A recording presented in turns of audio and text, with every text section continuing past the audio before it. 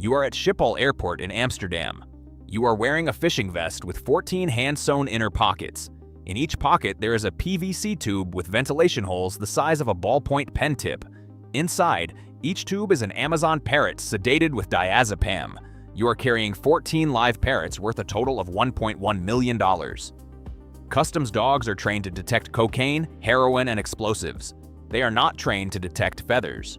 You go through security with your heart pounding at 200 beats per minute. Nobody stops you.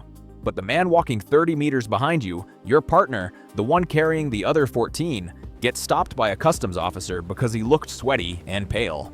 And that is where it all ends. But that is level 5. Let's go back to the beginning, when the most illegal thing you had ever done was sell red-eared sliders at the flea market in your hometown. You were 22 years old and live in a rural area of Puebla, Mexico. Your father had an animal stall at the Sunday market. Canaries, budgies, turtles, rabbits. More or less legal stuff. He died when you were 17, and you inherited the stall. You know every bird species by its song. You know what a cardinal eats, how many hours a toucan sleeps, how to calm a stressed macaw by stroking its neck with your finger. That knowledge, which to you is as natural as breathing, turns out to be worth a fortune in the right market. Your life is simple. 3,000 pesos a week, about $170. You live with your mother and your sister. Then one Monday, a man arrives at the market in a pickup truck with a cage covered by a blanket. Underneath are 6 yellow-headed parrots, a protected species. He offers them to you for 500 pesos each. You know that in Mexico City, a collector pays 5,000 apiece. You buy all 6. You resell them over the weekend. In 48 hours, you make what you normally earn in a month. And here you learn the first rule of this business. The value of an exotic animal multiplies by 10 every time it crosses a border. A scarlet macaw worth $200 in a village in Oaxaca is worth $2,000 in Mexico City, $15,000 in Miami, and $80,000 in a penthouse in Dubai. Your first real problem comes quickly. One of the parrots dies during transport because you put it in a cardboard box with no ventilation, money evaporating. Second rule, the merchandise dies, and every dead animal is money turning into trash. You need to learn logistics. A man named Don Rafa contacts you a few weeks later. He is 60 years old, has a grandfatherly face, wears plaid shirts, and runs a network of hunters across 4 states in southern Mexico. Don Rafa does not sell at flea markets. Don Rafa supplies the people who sell at flea markets. He offers you work because he needs someone who truly understands animals, not thugs who treat them like cargo. Your job is to travel to rural communities in Oaxaca, Chiapas, and Tabasco to buy animals captured by local hunters. And it is not just birds. Don Rafa opens your eyes to what really brings in money. Spider monkeys, baby jaguars, Moralitz crocodiles, red-kneed tarantulas, and the most valuable for their size, Colombian poison dart frogs that fit inside a pill bottle and sell for $5,000 each in Japan. One dawn, you arrive at a village in the mountains of Oaxaca. A hunter is waiting for you with 4 scarlet macaw chicks stuffed into a paint bucket with damp rags. 2 are alive, 2 are not. Their flight feathers were cut with rusty scissors so they would not escape. The mother from the nest tried to attack the hunter when he climbed up to take them. He shot her dead. For 2,000 pesos. You pay for the 2 living ones and leave. Don Rafa teaches you the logistics of live transport.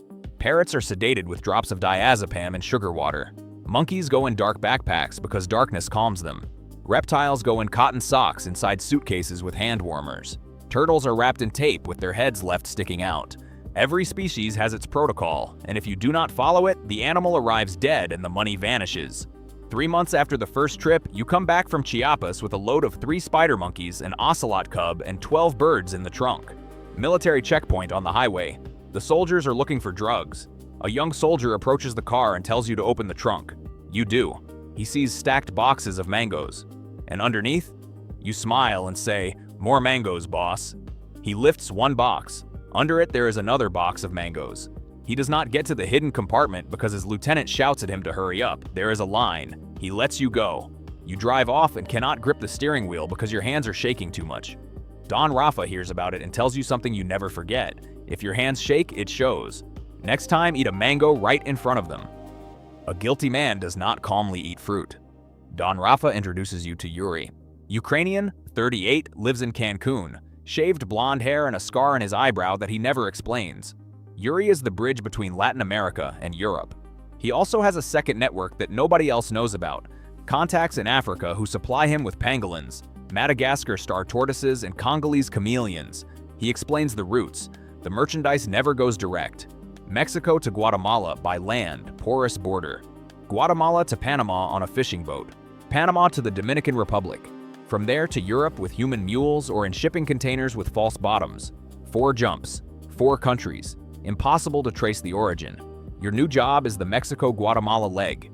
You drive a refrigerated van with a secret compartment under the floor. The sedated animals and tubes go underneath. Fruit crates go on top.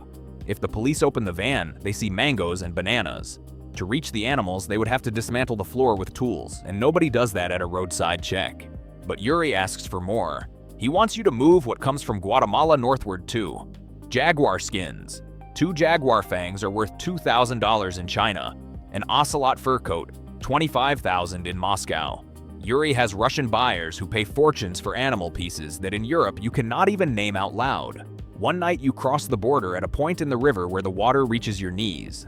A man is waiting for you on the other side with a flat-bottomed boat. You hand him 3 boxes, 22 birds, 8 reptiles, 2 monkeys, and a 3-month-old jaguar cub that you bought from a farmer for $5,000. The farmer found it when he killed the mother. That cub is worth $15,000 in Mexico and $120,000 in Saudi Arabia. On the second crossing that same week, the boat capsizes. The boxes fall into the water. You run downstream in the dark looking for them. You find 2. The third appears 200 meters farther down, caught in some roots. You open it. The reptiles are fine because they can handle the water, but the 2 monkeys drowned. $30,000 floating dead in a river at 3 in the morning. You grab the remaining boxes and keep walking because if you stop to think, you will never do it again. Everything changes when Yuri's contact in Panama gets arrested. Panamanian police seize a shipment of 40 macaws at the port of Colón. The contact talks and gives them Yuri's name. Within 48 hours, Yuri vanishes to Thailand without saying goodbye. The chain breaks, but you have something no one else has. The number of the final buyer in Europe, Vanderberg, Belgian, operating out of Antwerp with clients in the Emirates, Russia, and China. You call him. You tell him Yuri is gone, but you can keep the supply going. He asks you only one question. Can you guarantee the merchandise arrives alive? You say yes. Vanderberg invites you to Antwerp. He receives you in an industrial warehouse in the port zone. Inside are climate-controlled cages, a terrarium with 4 Cuvier's caimans, and an enclosure with 2 cheetah cubs destined for a sheikh in Dubai. This is not some hobbyist with contacts. It is a corporation. Veterinarians on payroll, in-house transporters, forged CITES permits, the international documents that regulate trade in protected species, and customs officials bribed in 3 airports. He introduces you to his network. Nok in Bangkok, a 45-year-old Thai woman who runs a front company exporting ornamental fish but actually moves black cockatoos from Indonesia, slow lorises from Java, and pangolins from Southeast Asia. A contact in Kinshasa who gets baby gorillas out of the Congo, and a veterinarian in Brussels who spends his mornings vaccinating the poodles of wealthy women and his nights stitching up smuggled animals in a warehouse 15 kilometers from his clinic. But before you start working with him, Vanderberg takes you to a meeting in a hotel in Istanbul. The buyers are 2 Russians representing an oligarch. They want a white tiger. A white Bengal tiger cub is worth $150,000 on the black market, but they are only born in captivity under very specific conditions. Vanderberg says he can get one from a private zoo in Pakistan that loses animals from its records in exchange for money. The Russians want a delivery guarantee. If the tiger does not arrive, they want their money back. And the way they say it does not sound like a commercial complaint. It sounds like a threat.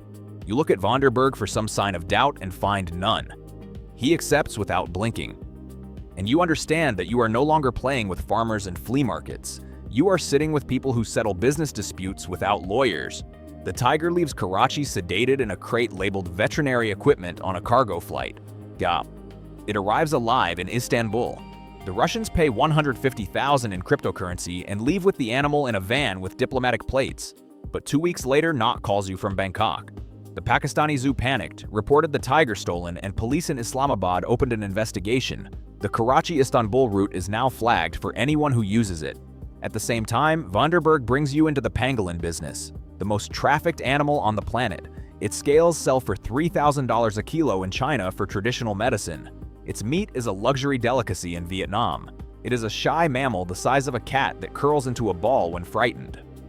Knock moves them out of Central Africa through Nigeria in shipping containers. Out of every 100 they load, 50 arrive alive.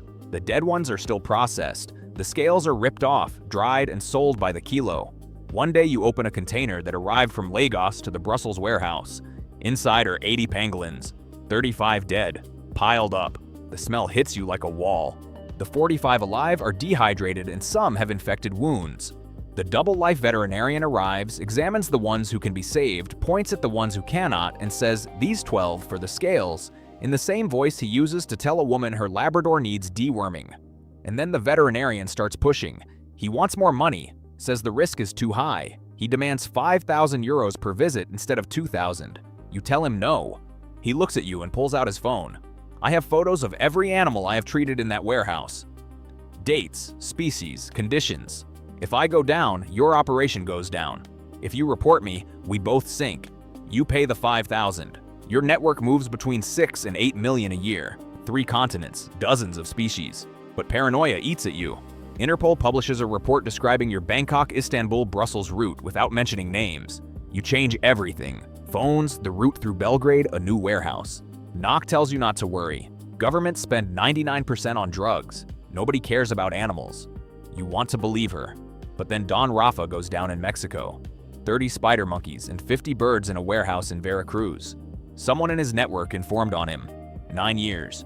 Your Latin American chain dies. 2 months later, Knock goes down in Bangkok. Interpol catches her with a shipment ready to go. 30 pangolins, 15 Madagascar star tortoises, and 8 black cockatoos. The image of the pangolins in cages appears on every news broadcast. Your Asian chain dies too. Only Vanderberg is left. And he has an urgent buyer. A Saudi sheikh wants 28 Amazon parrots for his private aviary. $80,000 per parrot. $2.2 million for the operation. The only merchandise available is in a warehouse in Mexico City that has not yet been raided. Vanderberg insists on using human mules through Schiphol Airport because sea freight takes too long and the sheikh will not wait. You say it is madness. Vanderberg reminds you that the Russians from the Tiger deal have been waiting weeks for a second order and are not people you want to owe. It is not a suggestion. It is an order. You carry 14 parrots in the vest.